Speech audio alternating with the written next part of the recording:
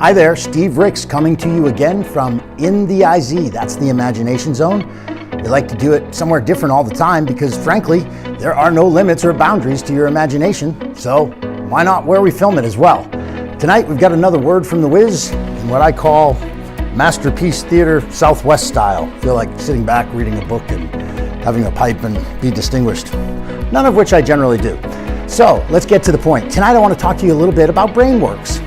BrainWorks is just that, how your brain works. And you know, here at Imagine That, our primary passion is helping you access your imagination and convert all the amazing energy that comes out of it into something meaningful and useful for you through progress in your life. More, better, different, you pick it, you'll have it, and you'll have a much greater chance of getting it quicker when you understand how your brain works. We got 4 players tonight.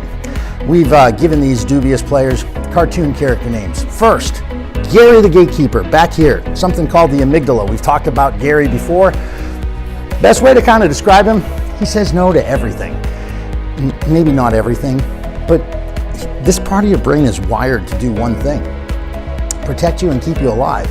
It's not wired to give you great, amazing relationships, loads of money in your bank account, clear-headed thinking, disease-free living, a life that's fully what you want. It's just designed to keep you breathing. And it really pays careful attention to the second cartoon character, which we're going to call Betty the Blueprinter. So get it. Back here, we get no a lot. Fact is, by the time you're 18 years old, a recent college study said we hear the word no 180,000 times. And that's not even with Gary speaking up, that's just audibly. So that's a lot of no.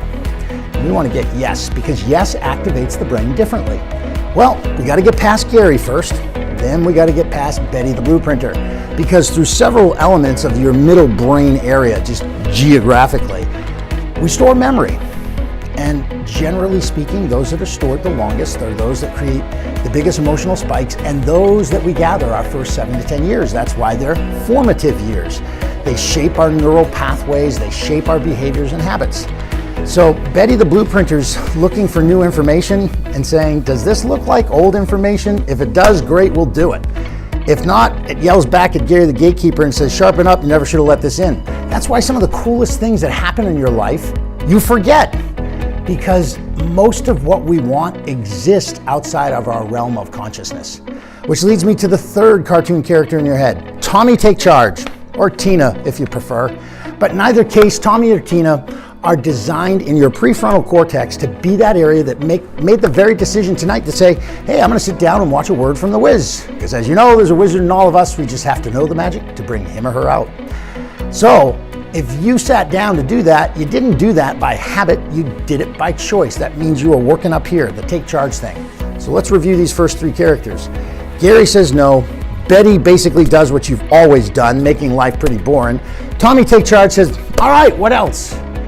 Enter the 4th and most amazing character in your brain, the hardest one for science to measure. Fact is, some science say the brain waves extend out past the skull, your imagination, through Mandy the Magician, or Walt the Wizard, whatever you prefer, but it's where magic happens, where things in our minds feel so limitless that we take that feeling to our emotions and take it to our actions, and things we would never do, we make become real. So that's how your brain works. Pay a little more attention to it, you might get a whole lot more out of it. Steve Rix, the WIZ, in the IZ. See you next time.